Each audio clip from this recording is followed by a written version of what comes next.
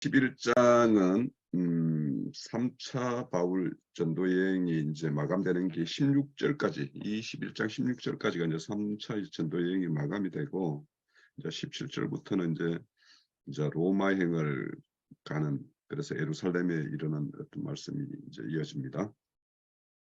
자, 우리 잘 알다시피 사도행전 21장 4절에 보면 이제 성령께서 제자들에게 임하셔가지고 바울들아 예루살렘에 가지 말라 이렇게 이제 또 일러요.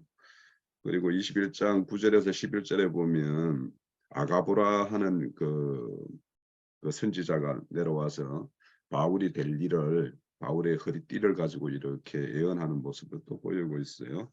그래서 이런 말을 들은 그 바울을 아끼는 주위의 동료들이 예루살렘에 가기를 이렇게 가지 말기를 권하지만 바울 사도는 이제 끝내 고집해서 가는 모습을 보입니다. 자, 이런 바울 사도의 결정, 그러니까 성령이 제자들과 주위에 있는 사람들에게는 가지 말 것을 이렇게 권유하고 있고, 바울 사도는 이렇게 끝내 가고자 이렇게 해요. 그러면 이런 바울 사도의 결정을 어떻게 보아야 할 것인가 하는 것과, 사도가 예루살렘에 꼭 가야 될 이유가 뭐로 이제 알고 우리 이해해야 될 것인가.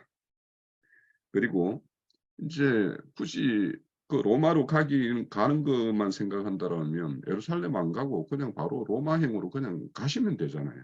그런데 왜 굳이 예루살렘을 이렇게 고집하실까? 이것도 한번 생각을 해보시고, 또 그런데 이런 사도의 어떤 그런 결정을 이렇게 허락하셔서 그 예루살렘에서는 작은 소동도 있고 이렇게 하지만 끝내 이제 로마행을 갑니다.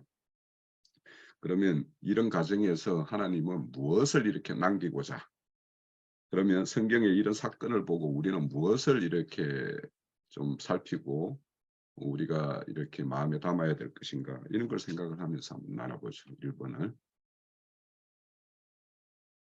자, 그러면 제가 먼저 좀 이야기를 전해볼게요. 자, 그러면 같은 한 성령이 누구에게는 가지 말게 하라고 이렇게 권하는 말씀을 주고 누구에게는 가라 이렇게 권할 수가 있는 것인가?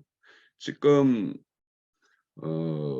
사도에게 너는 예루살렘으로 가라 이런 말씀이 없죠. 저 성경에서 사도행전에 그런 기록이 있나요? 제가 지금 그거를 없는 듯해서 내가 찾아보려고 했는데 그런 게 없는 듯해서, 그러면 왜 이게 사도가 예루살렘으로 이렇게 올라가실까? 이제 그게 좀 궁금했어요, 저는.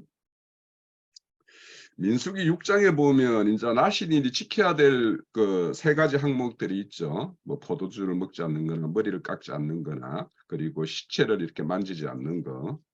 그리고 이제 그런 어떤 나시린의 어떤 서원 기간이 끝나면 그 제사를, 번제물을 드리고 화목제물을 드리고 속제물을 드려야 되는데 그 제물이 만만치 않아요. 제가 이거 오늘 다시 한번 이렇게 보게 됐는데, 그런데 그게 그 반드시 그 성전에 올라가서 이렇게 이런 어떤 서원 제사를 지내게 되어 있어요. 그래서 사도가 바울 사도가 이런 어떤 나시린의 서원, 그리고 그 서원 제사를 지내기 위해서 이렇게 예루살렘에 갔을까? 이거 그렇게 이해가 안 되잖아요, 그죠? 자, 그런데 이제 실질적으로 가서는 뭐 어찌하든 그런 제사를 지내게 됐어요, 또. 그리고 또 여기 보면 이제 그 나시린 제사를 지내고 난 이후에 소동이 일어나는데, 그 소동이 나시린의 그 서원 기간 그거를 다 마치고 나자마자 딱 소동이 일어나요. 그러면 이게 뭔가 우연치고는 뭔가 범상치 않은 뭔가 이유가 있을 것 같아요. 그래서 이제 오늘 저도 이제 이걸 그냥 단순하게 이렇게 한번 질문을 드렸다가 이렇게 다시 이제 좀 생각을 해보니까 좀 생각이 되는 게 있어서 이제 추가로 이렇게 질문을 드렸었는데, 그런데 실질적으로 이제 그런 어떤 모형적인 그런 번제물을 드리고 이제 그 다른 동료 네 명의 어떤 그런 서원 제물까지 이렇게 비용을 대가면서 이렇게 바울 사도가 다 이렇게 지냅니다. 그리고는 이제 소동이 일어나서 이제 실질적으로는 로마행을 안전하게 갈 수 있는 어떤 길이 오히려 열려요. 그러니까 그래서 저는 이걸 보면서 우리 바울 사도가 빌립보서 3장에 보면 자신을 어떻게 말을 하냐 하면 나는 8일 만에 할례도를 행했고 나는 히브리 중에 히브리인이고 또 베냐민 지파이고 또 율법으로는 바리새인이고 여기 또 뒤에 보면 나는 바리새인이다라고 이렇게 이야기해가지고 또 소동을 일으키잖아요. 사두개인하고 막 이렇게 싸움을 부추겨가지고 그 이기를 모면을 해요. 그러면 저는 이제 바울 사도의 어떤 이런 행보를 보면서 참 그 이스라엘의 어떤 참 이스라엘의 그 혈통적으로도 이스라엘인이고 또 복음적으로는 또 참 그리스도인이라는 것을 그러니까 모형적인 어떤 제사를 완성도 하시고 그리고는 실제 자신이 온전히 몸을 들여가지고 번제물과 화목제물과 속제물을 다 이루어버리거든요. 그래서 바울 사도가 이렇게 예루살렘에 올라가서 이렇게 그런 어떤 가정을 이렇게 겪게 했을까. 그래서 우리에게도 모든 사람들의 어떤 신앙을 보면 우리의 신앙도 보면 어떤 모형적인 어떤 그런 신앙을 추구하다가 또 실질적인 어떤 참 그리스도인으로의 어떤 신앙으로 이렇게 넘어와서 그런 신앙을 추구하다가 이렇게 우리의 생을 마감하는 것처럼 그런 어떤 여정들을 이렇게 좀 보여주고자 그래서 이런 어떤 형태의 일련의 사건들을 이렇게 이루시고 그렇게 만들어 가신 건가. 그 과정들이 보면은 우연이라고 할 수 없는 그런 사건들이 계속 연속이 되거든요. 그래서 우리가 이런 부분들을 좀 생각해 볼 필요가 있겠다 싶습니다. 자. 네, 저는 사도행전 20장 16절에 보면은 오순절 안에 예루살렘에 이르려고 급히 가미러라 하는 말씀이 있어요. 그러니까 이거를 보면은 이스라엘 백성들이 그 삼절기가 생각이 나는데 말하자면은 무교절, 유월절, 초막절, 오순절, 매축절 하는 그런 저기가 있잖아요. 그 삼절기에 이 예루살렘에서 그 때인 거로 봐지는 거예요. 그래서 그러면은 이스라엘에 있는 모든 사람들이 다 각지에서 모이거든요. 그러면은 거기에서 사도 바울은 예수님을 전하고자 함이 의도에 있는 것이다. 그렇게 봐지는 거예요.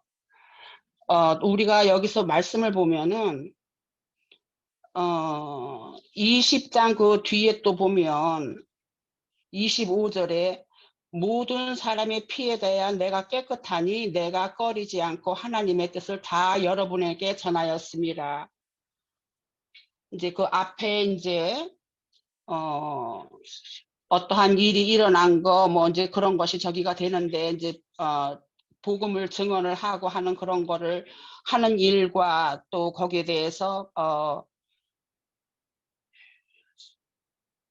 이렇게 사람들의 그 저기를 받는 그런 저기가 있지만 사도 바울은 모든 사람의 피에 대해 내가 깨끗하다 한 말은 예수님의 복음을 전함으로써 그 구속의 그 피라는 것은 구속에 대한 피에 충분하게끔 하나님의 예수님의 말씀을 전했다고 자신은 그렇게 자신을 하는 거죠. 그랬기 때문에 나는 내가 전해야 될 복음이 예수님에 대한 복음은 다 전했기 때문에 나는 거기에 대한 것은 나는 깨끗하다. 말하자면 예수님 앞에는 자기는 떳떳한 거예요. 그래서 그런 의도에서 예루살렘을 구태여 많은 사람 앞에서 예수님의 복음을 전하기 위해서 거기를 가고자 했던 것이 아닌가 그렇게 생각을 해봤어요. 그래서 그것을 우리가 또 어떻게 확증을 할 수 있냐 하면 22장 23장 마지막 11절에 보면 또 주께서 바울 곁에 서서 이르시되 담대하라. 내가 이제 그 앞에 서 있으면서 이제 자기네 사도 바울이 모든 사람한테 주님을 어떻게 만났고 그 빛이 강한 빛이 오고 하는 그런 것을 다 증언을 했잖아요. 그랬을 때 담대하라. 내가 예루살렘에서 나의 일을 증거한 것 같이 로마에서도 증언하여야 하리라 하고 이렇게 확증을 하셨어요. 그렇기 때문에 예루살렘을 가려고 했던 것은 사도 바울의 의중에는 전국에서 각지에서 모이는 많은 이스라엘 사람들에게 예수님의 말씀, 예수님의 복음을 전하고자 하여서 자기 목숨을 내놓고도 어느 말씀에 보면은 내가 주님을 위해서 내가 죽을지라도 자기는 아무 후회가 없다 하는 그런 말씀도 또 와중에 어디에 있지요. 내가 지금 그거는 어디에서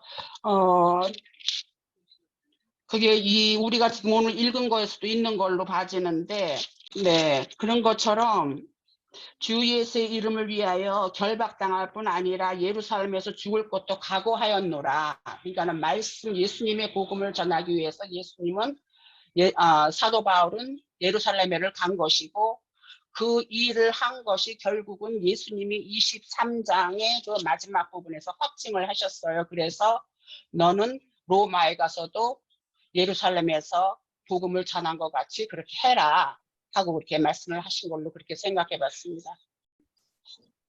지금 그 형제님께서 그 21장 4절하고 그 다음에 21장 11절 말씀을 갖다가 그 상고하시면서 이 질문을 하신 것 같아요. 그런데 이제 21장 4절을 같이 한번 읽도록 하겠습니다.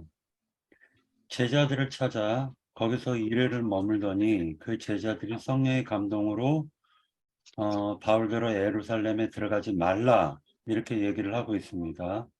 성령의 감동에 의해서 바울더러 예루살렘에 들어가지 말라고 얘기를 했고, 그러고 난 다음에 그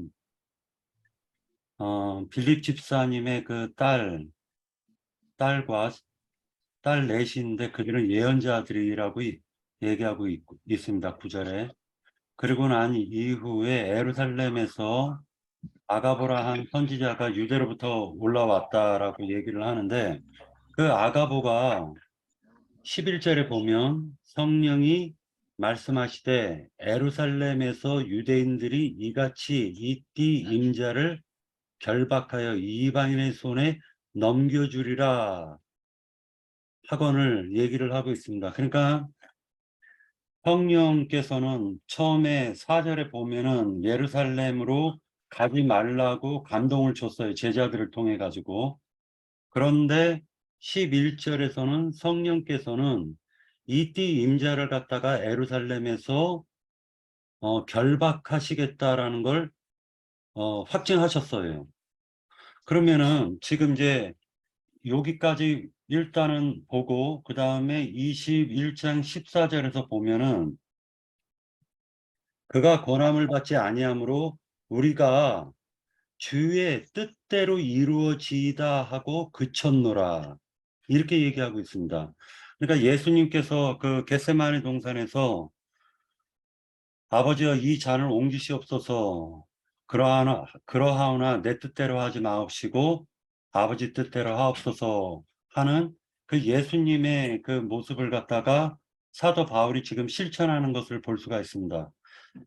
그런데 이제 여기서 이제 그 한면에서는 성령께서 제자들을 통해서 예루살렘으로 가지 말라고 얘기를 했고, 그리고 11절에서는 그 아가보라는 예언자를 통해 가지고 선지자를 통해 가지고 너는 예루살렘에 가서 결박될 것이다 라고 또 예언을 해줘요.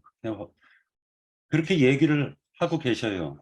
그러면은 과연 그 지금 사도 바울이 어떠한 결정을 갖다 내려야 될 것인가, 요 부분이 이제 우리가 보는 것인데 14절에서 보면은 주의 뜻대로 이루어지이다라고 얘기를 하고 있습니다.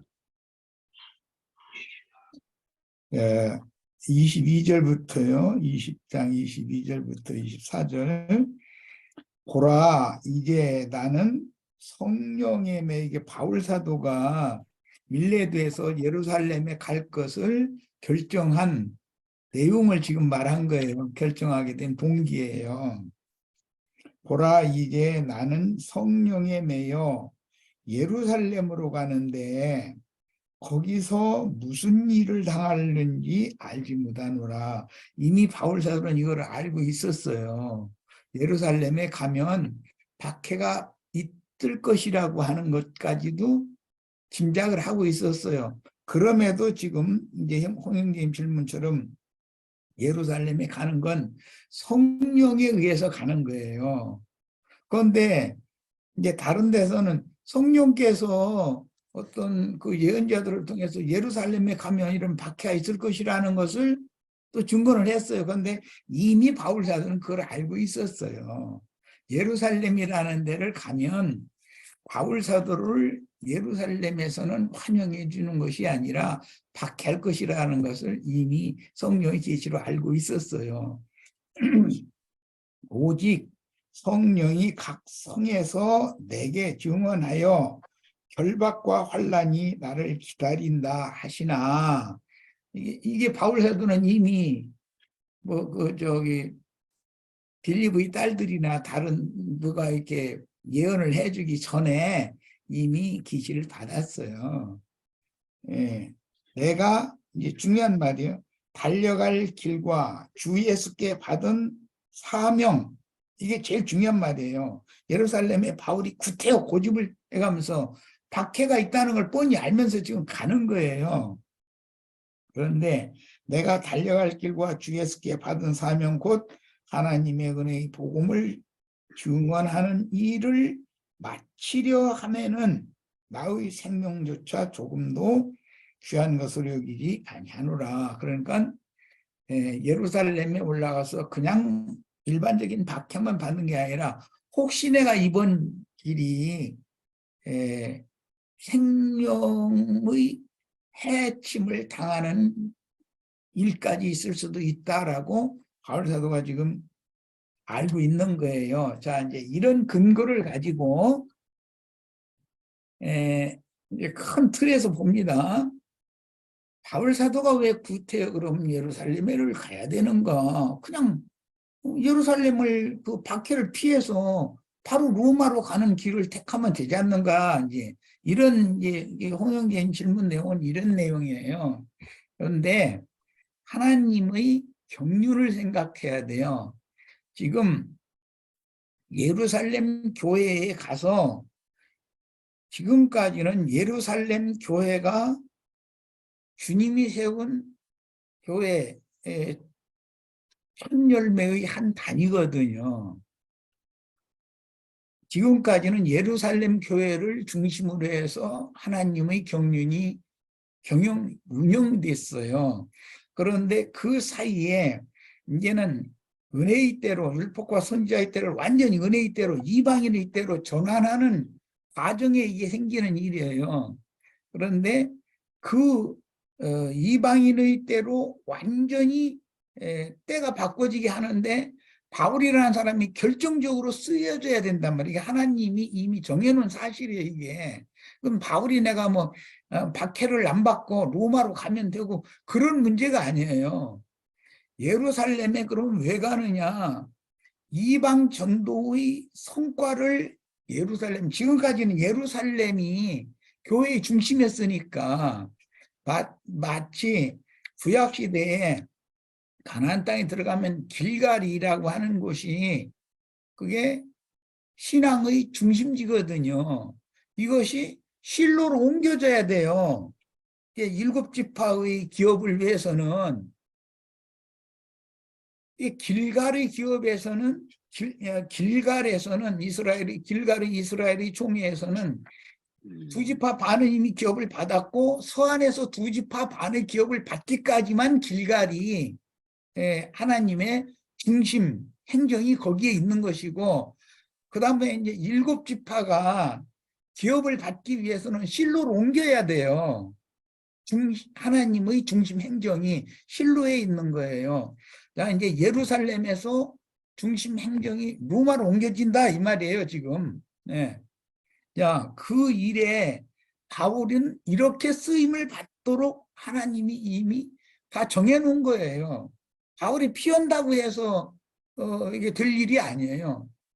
그래서 이방 전도의 성과가 그 안에 있었기 때문에 예루살렘 사람들의 중심으로, 예루살렘을 중심으로 삼고 있던 그 신앙 체계 외에 이방 가운데에도 하나님은 이렇게 지금 운행하시고 역사하시고 있다라는 그 성과를 예루살렘에 가서 알리고자 하는 거예요.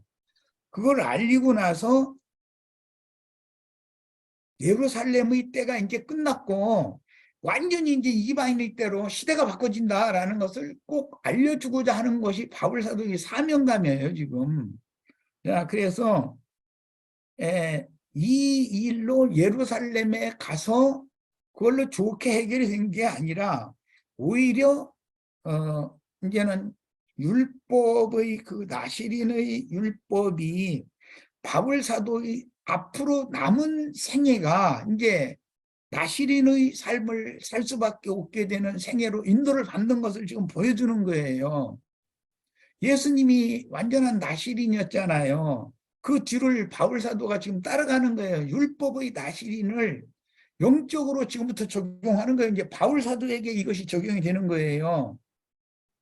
자, 그래서 천부장이 우여곡절 끝에 바울 사도를 로마 사람인 것을 알고 그 모든 여건이 이렇게 얽혀져 있는 거죠. 천부장이 군대를 동원해가지고 안전하게 그 병영내로 그 바울 사도를 죽이려고 했으니까 유대인들이 못 죽이게 하려고 병영내로, 아니 바울이 군대도 아니잖아요. 그런데 왜 천부장과 두 백부장이 이렇게 쓰이고 보병 200명, 그 다음에 청병 200명, 기병이 70명 이렇게 해서 왜 이렇게 해서 로마의 어마어마한 군대잖아요. 그게 한 사람을 보호하기 위해서 그렇게 공헌이 됐는가. 이것은 외적으로는 로마의 군대, 바울 사도에게 호의적인 천부장을 통해서 로마의 군대가 쓰임을 받지만 영적으로는 귀신들의 군대와 하나님의 군대가 지금 사실은 접전하는 것이거든요. 하나님의 군대가 바울이라는 사람을 지키고 있는 거예요. 이것은 이제 우리 저기 홍영재님이나 박영재님이나 윤영재님이나 우리 모든 지체들이 앞으로 남은 생애 동안에 복음을 위해서 전적으로 헌신을 해야 되고 할 때 이런 것을 그때의 그 전사무리를 보내서 나 한 사람이 아무것도 아닌 나를 주님께서 이렇게 지키시면서 그분의 목적을 위해서 쓰시는구나라는 것을 누가 자꾸 이렇게 그러지? 확연하게 이것이 계시로 깨달아지는 때가 분명히 올 거예요. 난 그걸 믿고 있어요. 그래야 돼요. 이것은 생명의 체험이에요. 이런 체험이 없으면 확신을 가지고서 목숨도 내 걸을 수 있어야 되거든요. 주님께서 나를 아무리 위경에 내보낸다 할지라도 성령이 이끌려서 그게 어려운 경지에도 이게 내몰리고 이렇게 되지만 주님이 나를 당신의 목적을 위해서 나를 쓰신다면 당신은 나를 천사들을 동원해서 반드시 지키신다라는 확신을 꼭 가지셔야 되겠어요. 이런 저 얘기는 잘못하면은 좀 많은 논란거리가 있을까봐 나 하고 싶은 얘기는 사실 많지만 잘못하면 그 자랑이 될 수도 있고 논란거리가 되니까 그런 얘기를 함부로 하기가 어렵지만 이것은 우리 형제님들이 앞으로 반드시 체험을 해야 돼요. 경험을 해야 돼요. 그래야 담대하게 목숨 딱 내놓고 어둠과 죽음의 사자가 세상 없는 일을 해도 죽는 바울 사도 그랬잖아요. 난 생명도 아깝게 여기지 않는다.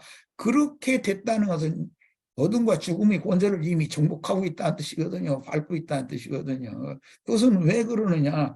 이런 보호를 받는 것에 대해서 확신을 갖기 때문인 거예요. 또 이 육신의 장막을 벗어나면 나 대신에 다른 누군가를 써서 당신의 일을 계속 이어가게 할 것이니까 그것도 믿어야죠. 이제 그만큼 우리 형제님들은 빨리 후계자를 이렇게 잘 만나서 함께 그냥 잘 길러가면서 사역을 잘 하시기를 바라고 이런 얘기는 예, 그런데 어쨌든 후사를 만들어 놓지 않으면 그 전에는 절대로 우리 형제 자매님들 죽지 않아요. 걱정하시지 마세요. 난 그걸 믿고 있어요. 자, 이제 얘기가 이제 다른 쪽에서 많이 갔는데 로마로 압송을 완전히 안전하게 해서 바울 사도가 이미 로마에는 교회가 세워져 있었어요, 그때.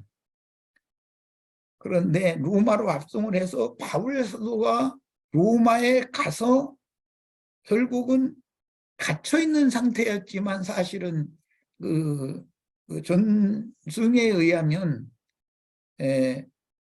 완전하게 이렇게 감옥 깊은 곳에 그냥 가둬놓은 상태가 아니라 그 구금 상태처럼 이렇게 가정 저 셋집에 이렇게 어떤 한계까지만 이렇게 활동을 하도록 그렇게 제한을 받는 그 정도의 감옥 갇힘. 그런데 그것은 알고 보면 하나님께서는 바울이라는 사람을 지키느라 그런 거다 그래요. 그냥 자유롭게 다니면서 전도하고 다니고 그랬으면 누구한테 칼 맞아 죽었을 수도 있죠. 바울을 죽이지 않으면 밥도 안 먹겠다는 사람들이 따라다니니까. 그런데 하나님이 바울을 옥에다 둔 걸로 생각할 때 고난받느라고 옥에다 갇혔다 이것만 보시지 말고 하나님은 바울을 지켜야 되는 거예요. 그런 면이 있다는 거예요.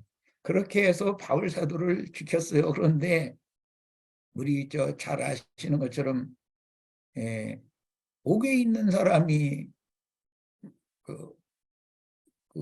죄수들에게 수발드는 그 옥의 종 노릇하는 사람 정도 해가지고 얘기 잘 하시죠? 그렇단 말이에요. 사람을 제한을 하면서 안전하게 지켜가면서 전도를 할 수 있게 하는 이것은 전능자가 아니면 그런 일을 계획해서 해낼 수가 없어요. 우리 사람의 생각으로는 그건 이해하기도 어렵고 그건 전능자나 할 수 있는 일이에요. 사람을 감옥에다 넣어놨어. 그러면 감옥에서 이불 철사로 꿰매는 건 아니잖아요. 감옥에서 전도하게 만들어 안전한 상태에서 지키심을 받아가면서 할 일은 다 하게 만든다. 이게 사람이 이걸 구상해서 할 수 있겠어요? 이런 것에 대해서 이해가 있기를 바라고 이제 바울이 로마에 도착해서 로마에서 주님의 말씀을 전하기 시작하면 그 다음부터는 예루살렘 교회에서 있었던 일이랑 사든지 안 나오잖아요. 이제 이후로는 무슨 말이에요? 예루살렘을 중심으로 삼던 교회 시대의 그 초기 교회 시대에는 이제는 종결됐다는 뜻이에요. 이제 시대가 완전히 이방인의 때로 완전히 바꿔졌다는 뜻인 거예요. 이게 그래서 율법과 선지자의 때에서 은혜의 새 시대로 전환할 때 120명의 첫열매 한 단이 있었음과 동시에 야고보와 함께하는 수많은 믿는 이들이 있었어요. 이 이야기는 굉장히 중요해요. 요한복음 8장에 보면 다 예수를 배척만 한 것이 아니에요. 주님의 제자들도 있었지만 유대인들 중에서 예수를 믿은 사람들이 오히려 더 예수를 박해하고 죽이려고 그래요. 그러니까 예수님이 너희는 다 주의 종들이다. 너희가 마귀의 욕심을 너희가 지금 행하느라 의지를 하는 거다. 이렇게 표현을 했어요. 안 믿은 유대인들이 예수를 그렇게 맨 나중까지 박해하는 것이 아니에요. 오늘 우리 형제 자매님들도 세상 사람들이 형제 자매님들을 박해할 일은 절대로 없어요. 기독교인들이 우리 형제 자매님들을 박해하게 될 거예요. 이것을 꼭 믿으셔야 돼요. 그건 영의 문제이기 때문에 그래요. 그건 생명의 근원이거든. 그러니까 야고보와 그 수만 명은 오히려 형제 자매님들이 확실하게 그리스도의 종들이라면 오히려 형제 자매님들을 박해하게 될 거예요. 이것을 잘 생각을 하시기를 바라요. 이런 것도 하나님이 이미 정해놓은 대로 되는 것이다. 그리고 이제부터는 왜 예루살렘의 일들이 성경에 안 나오는가? 그리고 계시록에 자칭 유대인이라 하나 거짓말하는 자들이요 사탄의 회당이라는 사람들이 두 번 나와요. 2장 9절 3장 9절 나왔어요. 그 사람들이 주의 증인들을 박해하고 그런 말씀으로 결론에 가서 그렇게 나오잖아요. 안 믿는 사람들이 아니에요. 그들이 다 믿는 사람들이라는 거예요. 이런 것을 또 경륜적으로 꼭 이해를 하시기를 바라요. 예, 어쨌든 주님께서는 바울이라는 사람을 그 열정도 있고 그만한 충성심이 있는 사람이니까 이제 그렇게 쓰시는 것이고, 이제는 예루살렘을 중심으로 삼는 교회 시대라고 하는 것은 즉 율법과 은혜의 사이에서 은혜의 시대로 이렇게 연결해주는 중간 과정 다리 역할만 하는 시대는 이제는 끝났다. 다리가 완전히 건너가는 거예요. 이제는. 그러면 로마로 가면 새 시대가 오는 거예요. 완전히. 이걸 꼭 이해를 하시길 바랍니다. 예. 네. 자, 우리 그 1번에 대해서는 이제 충분히 이해가 됐으리라고 생각을 하고요. 그리고 이제 그 21장 2절의 문제도 그냥 넘어갈게요. 결국에는 이제 야고보의 어떤 저항과 바울이 그거를 또 수용하는 어떤 그런 과정이 결국에는 그 로마로 이렇게 안전하게 이렇게 건너가는 과정, 그런 과정들이고, 또 어째 보면 예루살렘은 여전히 율법적인 것이 실행되는 땅이라는 것을 그대로 이렇게 보여주고, 이제는 바울은 거기를 떠나서 이제 완전히 이방인의 그릇으로서의 어떤 진짜 라신인으로서 이제는 소재물과 헌물과 하목제물과 이제 자신이 이제 그런 제물이 되는 어떤 그런 삶을 이제 사는 것으로 이렇게 우리가 종결시키면 될 것 같아요. 자, 사도행전 22장으로 갈게요. 이제 22장 1번 문제 들어가면 바울 사도가 선민권도 가지고 있고 로마 시민권도 가지고 있는 그 양면성을 가지고 있는 사람이잖아요. 그런데 이제 바울 사도가 그런 증거를 다 마치고 나보고 예루살렘을 떠나서 이제 이방인으로 가라고 한다. 이 말을 증거하니까 이제 유대인들이 그 말을 듣고 이제 그 죽이려고 해요. 그러면은 이제 이런 원래 이스라엘을 선택해서 그들에게 제사장 나라, 제사장 민족으로 이렇게 세운 목적이 있는데 오히려 살리라고 준 것 가지고 오히려 죽이는 수단이 되고 있고, 오히려 로마 시민권은 어찌 보면 이방인의 어떤 그런 그 건세를 부여하는 것으로서 오히려 죽이는 건인데 여기서는 오히려 이것 때문에 살아서 이제 로마로 이렇게 안전하게 이제 이동을 해요. 그래서 이런 것들을 보면서 우리가 금방 형제님 말씀하신 것들도 한번 생각해 볼 필요가 있는데, 자, 요 부분을 가지고 그 이런 어떤 모순된 것, 이런 모순된 것들이 지금 이 역사상에 펼쳐지고 있다고 보이거든요, 저는 현재. 그래서 이 문제 가지고 한번 좀 나눠보시죠. 네. 어저께 우리 그 수원 평택 모임에서 얘기를 그 나눴던 것처럼 원래 우리가 첫사람 아담 아래 있을 때, 땅에서 났을 때는 시민권 자체가 세상 가운데 있는 시민권을 가졌죠. 그런데 위로부터 거듭난 말씀의 씨를 받고 난 이후에, 새 생명을 얻은 이후에는 우리가 땅의 시민권을 완전히 다 내려놓고 그리고 하늘의 시민권을 받은 자들이 되었습니다. 그래서 형제님이 말씀하시는 것처럼 땅에 소망을 갖다 두는 것은 미련한 짓이다. 왜? 이유가 뭐냐? 어차피 땅에는 소망, 우리의 분깃 자체가 없다라는 걸 갖다가 강조를 하신 부분도 있고, 그 부분이 우리들에게 많은 은혜를 주었습니다. 이것이 바로 비록 로마 시민권 때문에 살아났다라고 얘기를 하고 있지만은 시대적 변화는 아까 형제님께서 말씀하셨던 것처럼 이제 이방인의 시대로 이방인의 때로 완전히 옮겨지고 유대인의 때가 끝나고 이방인의 때로 이어지는 그 바탕 아래에서 22장이 그 어떤 완충 역할을 지금 해석해주고 있는 것이 아닌가 그런 생각을 해봤습니다. 예, 제가 이어가겠습니다. 그 앞에 그 21절, 22절 보면 나더러 또 이르시되 떠나가라 내가 너를 멀리 이방인에게로 보내리라 하셨느니라 이 말한 것까지 그들이 듣다가 소리질러 이르되 그러니까 이 말을 들으면 왜 그들이 소리질렀을까? 그러니까 이게 그 사도 바울이 그 복음을 전할 때에 내가 이전에 그 이스라엘 그 스데반 집사를 죽일 때에 옷을 보관하는 증인이 되었고 내가 그랬었는데 이제 그 복음을 전하는 자가 되었다. 그런데 하나님께서 그 떠나가라 그러면 이게 뭐냐? 저들은 말하지 않아도 더 이상 너의 말을 듣지 않는다. 그러니까 떠나가라. 그런데 그들이 들을 때에 그 말이 왜 화가 나느냐면 그러면 네가 진짜 하나님의 사자면 우리는 뭐냐 이제 이런 뜻으로 이렇게 보이는 부분인 거예요.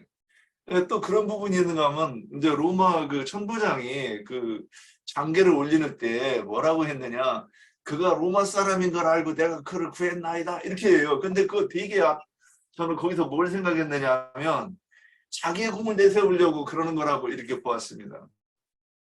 아니 그러면 그 구했으면 딴 데다 갖다 그냥 풀어놓으면 되지. 뭘 그냥 풀어놓지도 않고 굳이 로마로 보내면서 이렇게 이제 바울이 거기서 나를 보호해가지고 저쪽으로 보내달라고 뭐 또는 로마로 보내달라고 상소한 것도 아닌데 막 그 좀 과잉으로 자기가 일을 열심히 했다고 하는 거를 이렇게 나타내는 것으로 이렇게 보였습니다. 저는 이제 이걸 보면서 하늘에 속한 사람과 땅에 속한 사람의 행보가 이렇게 다를 수 있다라는 건 생각이 들었어요. 그러니까 하늘에 속한 사람 바울은 진짜 참 이스라엘의 선민이었죠. 먼저 말씀을 받았고 말씀 받은 걸로 하나님과 운수된 자들을 이렇게 화목케 해서 이렇게 살리는 일, 제사장 일을 이렇게 직임을 하는데 그런데 그 선민권이라고 그걸 앞세워서 오히려 그런 참 선민을 이렇게 죽이려고 하는 가짜 선민 사상이 여기 그대로 드러나 있어요. 여기에 그림에 보면. 그리고 또 하나님께서는 이제 바울 사도에게 그 로마 시민권을 부여한 거는 애초에 이방인을 위해서 택한 거룩으로서 쓰임받기 위해서 미리 이제 이방 땅에서 태어나게 해서 거기서 훈육을 하고 이제 오히려 거꾸로 예루살렘에 들어와서 이렇게 하나님의 말씀을 이렇게 배우게 하는 그래서 온전히 이렇게 거룩으로 이렇게 만들어가는 어떤 그런 과정들이 있었어요.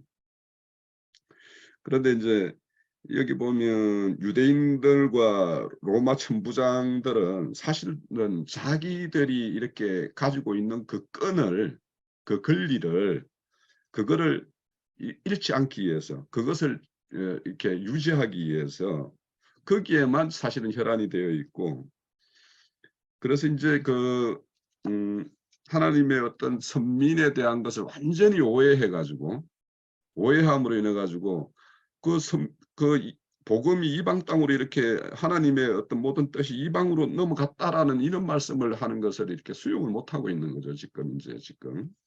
그래서 이제 이걸 보면서 오늘날 이렇게 목회자들 그러니까 발람과 니골라당에 이렇게 성직 제도를 이렇게 실행하는 사람들 이 사람들의 모습과 이게 똑같아요. 그러니까 보면 그러니까 그들의 어떤 안수권이나 축복권이나 설교권이나 이걸 지키기 위해서 어떤 그런 끈을 이렇게 가지고 있지 않은 자들이 무슨 끈으로 이렇게 행하느냐 예수님께 이렇게 바리새인과 서기관들이 성전에서 가르칠 때 했던 것과 똑같은 짓을 지금 그대로 이렇게 보여주고 있는 것이죠.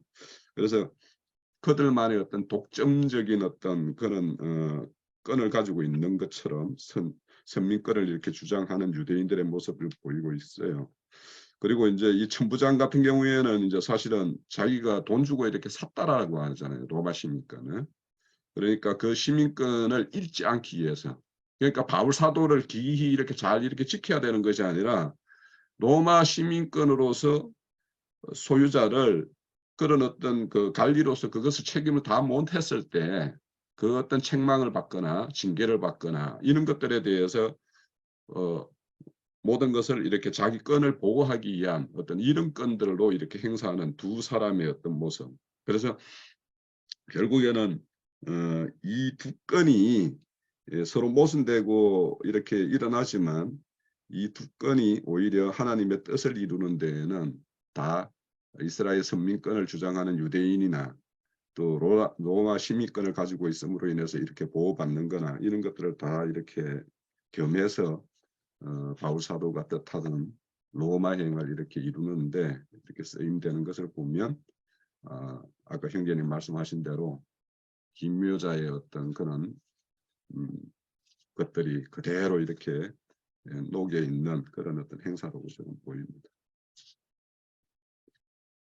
자, 넘어가죠. 시간도 있으니까. 자, 23장에 가면 그 바울 사도가 이렇게 이제 제사장 앞에 이렇게 불림을 받아가지고 이렇게 신문을 받는 이렇게 과정에서 바울 사도가 이렇게 이 공회의 구성원들이 6절에 보면 일부는 사두개인이요 일부는 바리새인 줄 알고 이렇게 이제 공회에 외쳐 이르되 여러 형제들아 나는 바리새인이요 또 바리새인 중인의 아들이라 죽은 자의 소망 곧 부활로 말미암아 내가 신문을 받노라. 그러니까 지금 여기 두 부류가 큰 공회에 두 부류가 있는데 그러면 바울의 어떤 이런 말로 인해서 분쟁이 일어나게 해서 그 위험을 이렇게 회피하는 일이 이렇게 일어났는데 이것이 하늘에서 난 지혜이고 성령의 어떤 간섭으로 된 일인가? 그러면 하나님의 하늘에서 난 지혜와 성령의 간섭으로 된 어떤 근거를 무엇으로 우리가 이야기하면 될까? 이거에 대해서 한번 나눠보시죠. 짧게 얘기하겠습니다. 그 예수님께서도 이거 똑같은 그 사건이 한번 있었죠. 그래서 예수님께서도 그 부활에 대해서 그 강론하실 때 그때 사두개인들과 바리새인이 있었는데 그때 바리새인들이 그 예수님의 증언을 듣고 그때는 또 예수님 편을 든단 말이에요.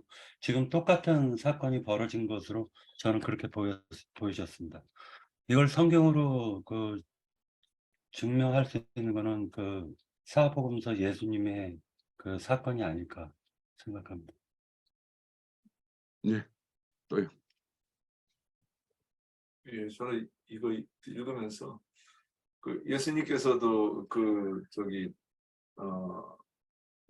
그 대제사장에 관해서 이 사건이 예수님이 그 신문 받을 때도 있었고 있었는데 왜 그러는지 지금 왜 그러면 우리한테 그게 대제사장을 비방하지 하면 안 된다. 근데 그게 이 예수 그리스도를 비방하면 안 된다로 이렇게 이제 영적으로 적용해야 되는 것인가? 예수 그리스도를 대적하고 비방하면 안 된다로 이렇게 적용이 돼야 되는 것인가? 이런 생각을 한번 하면서 봤고요. 그다음에 그 질문에 바리새인들의 아들이라고 하는 이유가 무엇인가 그랬을 때 이제 사두개인들과 바리새인들은 그 신앙의 노선이 달랐죠. 사두개인들은 부활이 없다고 그랬고 그런데 이 사도 바울이 나는 나도 바리새인이고 바리새인의 아들이라고 그러면서 이렇게 말을 하면서 이제 거기서 이 준수라는 말을 듣고 나중에 이제 그들이 서로 신앙관이 다르니까 오히려 바리새인들이 이 바울을 이제 옹호하고 아무 죄가 없다고 이렇게 말하는 걸 이렇게 봤을 때 사도 바울은 생각하기를 이 바리새인들을 보고 내가 바리새인이라고 하고 부활에 대해서 전하면 이 사람들이 내가 말하는 예수의 부활에 대해서 혹시 들어줄까 하여 사도 바울은 이렇게 하지 않았을까 저는 이렇게 생각했습니다. 예, 여기까지입니다.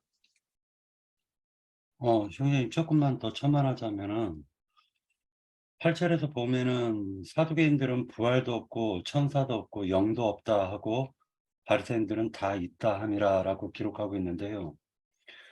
예전에 그 우리 모임에서 이제 그 시브리어 헬라어를 잘했던 어떤 그 형제가 있었는데 그 형제는 사람은 태어날 때 혼과 몸밖에 없다. 그런데 하나님의 말씀을 받으면은 하나님의 영이 들어오고 마귀의 말을 받으면은 마귀의 영이 들어온다. 이렇게 주장을 해서 깜짝 놀랐었어요. 그래서 왜 사람이 영이 없냐? 만약에 영의 그릇이 없으면은 어떻게 하나님의 말씀을 받을 수가 있냐? 또 이렇게 저도 이제 반박을 한 적이 있었는데 현재적으로도 이런 사두개인의 믿음을 가진 사람들이 의외로 많다라는 생각을 했습니다. 그래서 영과 혼과 몸으로 완전하게 있는 것을 그들은 없다고 얘기를 해요. 그러니까 그것이 바로 사두개인의 믿음이 아닌가라는 생각을 하면서 지금 현재적으로도 그런 분파들이 있다라고 저는 보고 있습니다. 네. 자, 요거는 정확하게 어떤 성령의 어떤 섭리에 의해서 이루어진 일이고 하늘에서 난 지혜에 의해서 이루어진 것이다라는 것은 마태복음 10장에 보면 주님이 제자들을 파송을 할 때 그 말씀을 그대로 한번 찾아보면 이것이 그대로 실현된 일이에요. 자, 한번 마태복음 10장에 한번 가보세요. 10장 16절.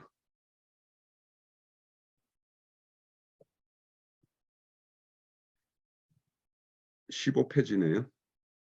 보라, 내가 너희를 보냄이 양과 이리 가운데 보냄과 같도다. 그러므로 너희는 뱀같이 지혜롭고 비둘기같이 순결하라. 사람들을 상가라. 그들이 너희를 공회에 넘겨주겠고, 지금 공회에 넘어가 있죠. 그들의 해당에서 채찍질하리라. 또 너희가 나로 말미암아 총독과 임금들 앞에 끌려가리니 이는 그들과 이방인 중에 증거하게 하렵니다. 그러니까 이방인들 중에서 증거할 기회를 만들어주기 위해서 이제 이렇게 끌려갔다라는 거예요. 너희를 넘겨줄 때에 어떻게 또는 무엇을 말할까 염려하지 말라. 그때 너희에게 할 말을 주시리니 말하는 이는 너희가 아니다. 너희 속에 말씀하시는 이 곧 너희 아버지의 성령이시다. 이렇게 말씀을 하고 있어요. 요 말씀의 병행 구절인 누가복음 21장을 가볼게요.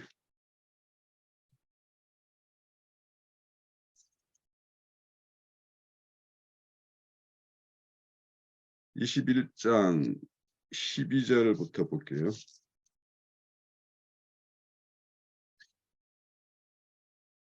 신약성경 133면이네요. 이 모든 일 전에 내 이름으로 말미암아 너희가 너희에게 손을 대어 박해하며 해당과 옥에 넘겨주며 임금들과 집권자들 앞에 끌려가려니와 이 일이 도리어 너희에게 증거가 되리라.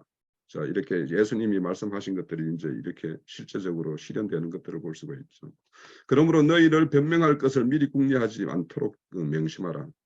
내가 너희의 모든 대적들이 항거하거나 변박할 수 없는 구병과 지혜를 너희에게 주리라. 심지어 부모와 형제와 친척이 벗이 너희를 넘겨주어 너희 중에 몇을 죽이게 하겠고 또 너희에게 내 이름으로 말미암아 모든 사람에게 미움을 받을 것이나 너희 머리털 하나도 상하지 아니하리라. 너희의 인내로 너희의 영혼을 얻으리라. 자, 지금 이 공회에 끌려가 가지고 이렇게 바울 사도가 이렇게 행하는 것들이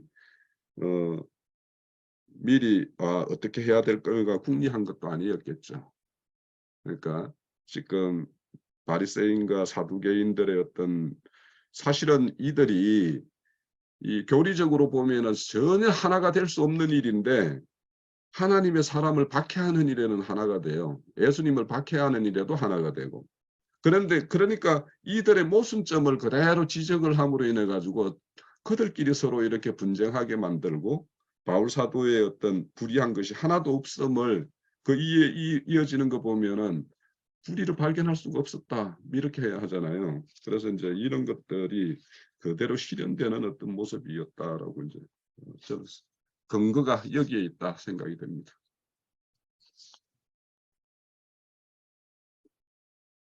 자, 마지막으로 이제 그 23절 두 번째인데요. 또 이제 유대인들 중에서 바울 사도를 죽이지 않으면 먹지도 않겠다라고 하는 사십인들이 있었죠. 자, 23절에 보면 12절에 보면 날이 새며 유대인들의 당을 지어 맹세하되 바울을 죽이기 전에는 먹지도 아니하고 마시지도 아니하겠다 이런 말을 해서 40인이 이렇게 바울 사도를 이렇게 죽이기로 결의를 합니다. 근데 이 소식을 또 바울의 생질이 또 들어요. 그래서 또 그게 바울에게 우호적인 천사장에게 또 이렇게 딱 일러줘 가지고 이렇게 모면을 합니다. 자, 이런 일들이 이제 성령의 간섭이 있었다면 무엇을 위해서 이런 일을 도모한 것일까? 이거와 또 이와 같은 일, 혹시 우리 형제자매님들 중에 이와 같은 일, 이런 체험된 어떤 사례가 있으면 우리가 재미있게 한번 듣겠습니다. 예. 이런 일에 성령님의 간섭이 있었다면 무엇을 위해서 이런 일을 도모하는 것인가? 우리가 이제 나에게님이 앞에서도 얘기했지만 우리가 나시린으로서 들여져서 나시린으로서의 삶을 산다고 하는 것은 이제 구약에서야 그렇게 얘기했었지만 신약에서는 증인으로 사는 것이라고 이렇게 보이는데, 근데 증인으로 산다고 하는 것은 정말 의를 위하여 고난을 받고 또는 그 복음을 위하여서 박해를 받는 것이 각오가 되지 않으면 사실 그 일을 못하겠죠. 근데 사도 바울 같은 경우는 이미 여러 번 그 40에서 하나 감한배도 몇 번 맞고 강도도 만나고 파선도 당하고 이런 그러니까 목숨을 내어놓을 수 있는 목숨을 잃을 뻔한 여러 가지, 그래 이제 심지어는 돌에 맞아 죽었었죠. 그래서 이제 죽은 줄 알고 갖다 버렸는데 다시 그 살아나는 일도 있었다는 말이죠. 그런데 이제 그럼으로 인해서 데미지를 입고 위축되는 경우가 아예 없어요. 또 들어가서 또 복음을 전하니까 그런 멘탈은 그건 이제 믿음이죠. 믿음에 의해서, 그러니까 자기의 목숨이 조금이라도 뭐 아깝다는 생각이 들으면 그지 못하는 거죠. 그런데 사도 바울 같은 경우는 이미 이제 우리가 보면 뭐 귀신이 들려가지고 분별 못하고 하는 것 마냥 정말로 성령에 잡혀가지고 그 거침없고 두려움 없는 그 행보는 그래서 이제 나도 그럴 수 있는가 이렇게 생각하면 아직은 아니라고 이렇게 보이는데, 조금만 긁어도 지금 이렇게 퍼뜩퍼뜩하고 뚜껑 열리는 거 보면 아직은 안 되는 것 같아요.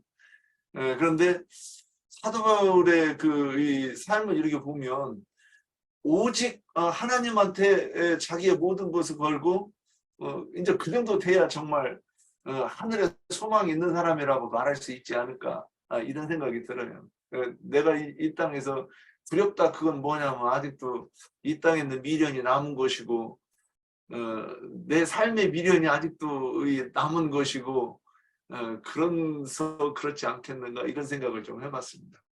자, 여기 등장하는 사람들을 보면은 이제 유대인들이 이렇게 결의를 하는 데 있고, 그 결의를 이제 바울의 생질이 들었어요. 16절에 보면. 그리고는 이제 그 당시에 천부장이 바울 사도에게 굉장히 우호적인 사람이었고, 그런데 그 당시에 또 이 총독 베릭스는 아주 탐욕스럽고 굉장히 감정적인 어떤 그런 총독이었다고 그래요. 사실은 바울 사도 같은 경우는 투옥시킬 일이 아님에도 불구하고, 그러니까 어디 이제 그런데 이제 투옥을 시키잖아요. 그러니까 아까 이제 형제님 말씀대로 그 옥이 가장 안전한 데거든요. 사실은 40인이 접근을 할 수 없는 곳이 그 군병 진영 안에 그 감옥이니까. 그러니까 이 모든 것들이 보면 하나님이 하시지 않으면 일어날 수 없는 일들이 이렇게 해서 아까 제가 우연히 계속 이렇게 겹치지 않냐 말씀을 했는데, 그러니까 우연히 이제 두 개만 겹치면 이거는 필연인 거죠. 그래서 하나님께서 이제 이렇게 모든 것을 계획하셔서 이렇게 하시는데, 저는 이걸 보면서 하나님은 항상 이렇게 일을, 당신의 일을, 사람의 소원을 들어서 이렇게 일을 하시지만 항상 주권적으로 능동적으로 일을 하시는 분이지 뭔가 이렇게 수동적으로 이렇게 하시는 분이 아니다라는 생각이 좀 이렇게 들었고요. 그리고 이렇게 사람의 어떤 바울사도의 어떤 쓰임이라는 것이 이제 우리가 이렇게 그 인생을 우리는 끝을 아니까 로마에서 모든 것들을 이제 마무리하는 것이 이제 하나님의 어떤 계획이었기 때문에 당연히 예루살렘에서 죽을 수는 없는 것이죠. 그래서 이런 것들은 우리는 알 수 없지만 하나님의 어떤 그 계획에는 그 쓰임의 어떤 기한이 딱 이렇게 목적이 다 있는 거죠. 그래서 그 도구가 중간에서 폐기될 수는 없는 것이지 않는가. 그래서 이걸 보면서 이제 그런 생각을 하게 됐고. 근데 만약에 바울 사도가 마음이 변심해 가지고 돌아섰다라면, 이렇게 중간에서 돌아섰으면 어떻게 됐을까? 그래서 하나님은 나는 이제 이런 걸 생각을 하게 돼요. 그래서 하나님이 때, 시, 어떤 사람들이 때와 시를 막 이렇게 말하는 사람들이 그 사람들이 틀릴 수밖에 없다라는 것은, 하나님은 때와 시를 아버지께 둔다, 주님도 그랬듯이 아버지께 둔다 그랬지만 성경은 항상 수를 이야기해요. 숫자를. 그러니까 수를 채우는 일, 그거 때문에 만약에 바울 사도가 뭔가 여기 중간에서 이제 뭐 행보를, 갈짓자 행보를 했다라면 그만큼 이제 지연이 될 뿐이지 그 일이 이루어지지 않는 것은 아니지 않는가. 그래서 저는 요즘에 이제 어떤 생각을 하냐면, 사탄 마귀의 계략은 이 지연 작전이다. 그러니까 못하게 막을 수는 없지만 이거를 지연시켜서 자기들의 어떤 시간을 늘리고 이렇게 하는 일은 마귀가 할 수 있는 일이 아닌가. 그래서 이제 저는 대표적으로 예전에 이제 그 혈통적 이스라엘의 회복이 있는가 없는가에 대해서 제가 이제 형제님 다시 만났을 때 되게 나한테는 좀 중요한 문제였거든요. 이제 형제님은 혈통적 이스라엘의 회복이 있다라고 이제 말씀하시는 거고, 나는 이제 그 전에 이제 어떤 사람에 한참 빠져 있을 때는 그런 게 어디 있어 이렇게 생각을 했던 사람이기 때문에, 그래서 그게 상당히 이제 그랬는데, 그 당시에 이제 유대인이면서 그리스도인이 된 사람의 어떤 좀 뭐 이름 있는 사람인 것 같아요. 제가 뭐 성함은 기억을 못 하는데 그 사람이 영상을 이렇게 들었는데, 그분의 이야기는 뭐냐, 마귀가 혈통적 이스라엘의 회복이 없다라고 하는 거, 이것이 마귀의 고도의 전략이다. 그러니까 모든 복음은 이스라엘을 거기 그 예루살렘에서 출발해서 다시 예루살렘까지 가야지 마감이 되는 건데, 그까지 몸가게 막는 것이 마귀의 지금 전략이다라고 이야기를 하더라고요. 그래서 이제는 제가 혈통적 이스라엘의 회복이라는 것을 이제 저는 이제 믿는 입장에서 그리고 이제 성경의 곳곳에서 그것을 말하고 있다라고 이제 저는 그렇게 발견이 되어지니까 그것이 이제 너무 좀 와닿았어요. 그래서 이제 오늘 이 말씀을 이렇게 정리하면서도 이스라엘의 회복을 이렇게 없다라고 말하는 사람들이 그게 한 면에서는 마귀에게 완전히 이렇게 노력된 그런 어떤 실상이다라고 생각도 되고, 마귀의 어떤 전략에 의해서 이렇게 그 사람들이 쓰임이 되고 있다라고 생각이 들어서, 그래서 이렇게 도구로서 이렇게 선택된 바울 사도 같은 경우에 또 우리 여기 형제 자매님들도 각자의 어떤 쓰임이 있을 텐데, 결국에는 우리가 뭔가 중단한다든지 지체한다든지 이렇게 되면 그냥 일이 좀 지연될 뿐이지 이루어지지 않는 일은 아닐 것이고, 그 지연되는 것은 어째 보면 그것이 이제 마귀의 어떤 전략에 우리가 또 넘어가는 어떤 일면이다, 이런 생각을 좀 했어요. 네. 대해서 이어서 말씀드립니다. 근데 마귀가 하나님의 일을 지연시키거나 뭐 그럴 수 있을까? 가능하겠죠. 근데 가능하다고 하는 거는 하나님께서 허용하는 선에서나 그게 가능하지, 하나님께서 뭘 하시겠다고 딱 이렇게 이 하나님의 의지가 딱 계획이 정해졌다 그러면 그거는, 그러니까 이제 그러면 또 어디 가서 생각나느냐 하면 아까 홍영재님 말씀하실 때 그 다니엘이 기도할 때 그 응답을 들고 출발을 했는데 이제 중간에 사단이 그 방해를 해가지고 며칠을 이제 지연됐다 이렇게 얘기하는데, 그러면 그 또한 그래서 하나님의 때가 그래서 미뤄졌느냐? 그건 아니라고 보는 거죠. 그래서 마귀가 방해하는 건 사람들이 하나님을 믿지 못하고 하나님께로부터 떨어지게 하는 그 일이지, 하나님의 일을 지연시키거나 그런 거는 있을 수 없지 않겠나, 저는 이렇게 한번 말씀드려봐서, 혹시 이 말이 우리가 다음에 또 나도 모르게 이 사람이 들으면 참 무서운 거예요. 나도 모르게 그게 나와요, 듣고 있으면. 그래서 혹시 저는 이 말씀도 해가지고 이렇게 분별하고 있다가 이게 경우에 맞게 말하는 게 중요하지 않겠나 싶어가지고 또 한마디 더 해봅니다. 사람에 대해서 좀 얘기를 한번 해보고 싶습니다. 조용기 목사 교회 그 장로라는 사람이 있었어요. 그런데 그 사람은 사회적 지위가 높아요. 그런데 어떤 사람과 만날 길이 없습니다. 왜? 환경이 다르기 때문에. 그런데 이제 어떤 불의의 사고로 인해 가지고 그 사람이 눈을 다치게 됐어요. 그래 병원에서 그걸 갖다 치료를 하고 수술을 갖다 5번 받고 그러는 와중 속에 하나님께서 간섭을 하시니까 그 조영기 목사 그 장로하고 그 권사라는 그 두 사람이 특히 장로가 담석증 때문에 굉장히 고통스러워하다가 바로 옆 같은 그 침대 칸에 그러니까 같은 병동에 바로 우측에 그 사람이 앉게 된 거예요. 근데 이 사람은 항상 마음속에 표적 이적은 많이 봤는데 과연 내가 구원을 받을 수 있을까? 이게 항상 의문을 품고 있었다라고 얘기를 하는 것 같더라고요. 그래서 그 사람에게 복음을 갖다 전하게 됐습니다. 그런데 사회적으로는 그 사람을 만날 길이 없잖아요. 여기서 보면은 바울이라는 사람이 벨릭스 총독에게 끌려가고 그리고 난 이후에 26장에 보면 아그리빠에게도 가고 합니다. 근데 아그리빠에게 그 간증을 할 때 보면 그 부분을 갖다 이제 그 어린 나이에도 그 사도 바울이 아그리빠에게 간증하는 그 간증 내용을 들으면 한없이 눈물이 나왔어요. 굉장히 그 기쁜 눈물이. 그런데 이게 예를 들어서 바울이 그 신분상으로 보면 아그리빠 총독을 아그리빠 맞죠? 26장에 보면. 네. 아그리빠 왕을 만날 수가 없지 않습니까? 총독 그 신분상으로 보면.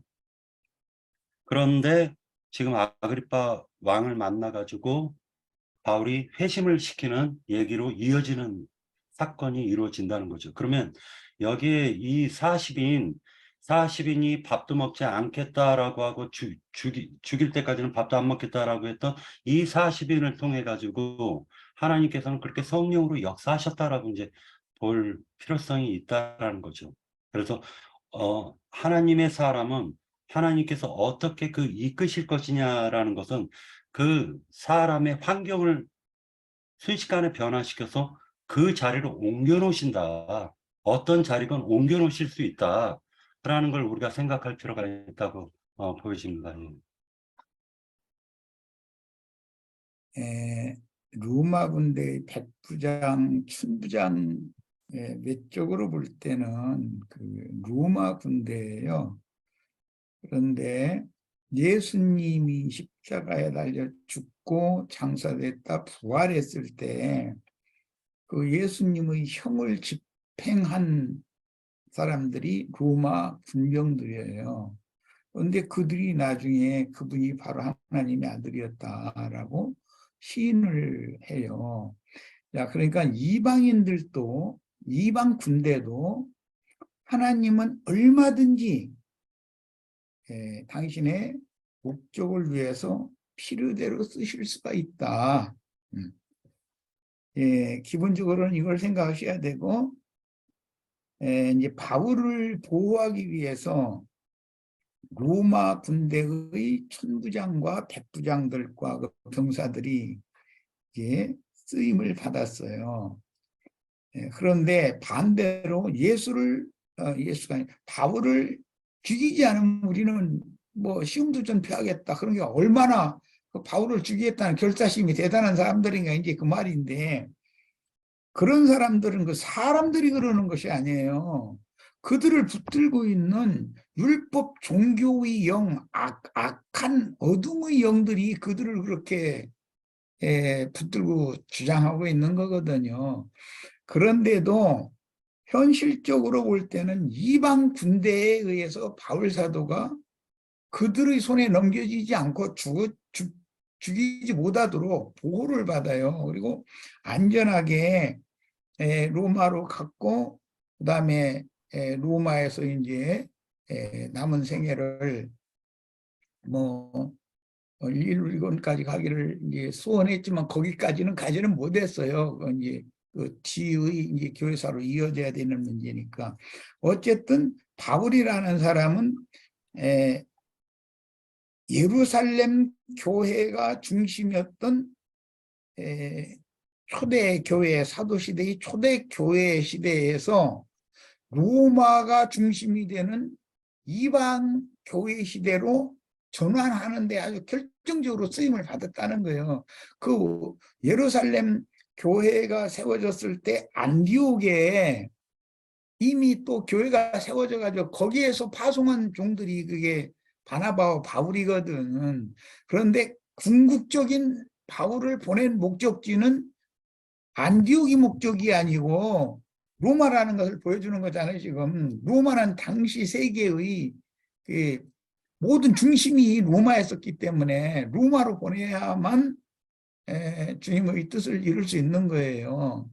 물론 이제 로마가 로마 교로 변질되고 이제 이런 나중에는 이제 과정이 이제 이렇게 흘러가지만 또 그것마저도 하나님의 큰 틀에서 보면은 오늘날 우리들이 로마교를 개신교로 개혁했고 이것을 또 개혁한 우리들을 세우기 위해서는 모든 하나님의 보관이 다 착착착착 일목요연하게 이제 진행되고 있는 것이거든요. 이제 이런 관점을 봐야 되겠고, 어떤 증인의 삶에서 어떤 사건이 일어나면 그 뒤에는 보이지 않지만 비밀스러운 기묘자 하나님의 섭리가 뒤에서 역사하고 있는 거예요.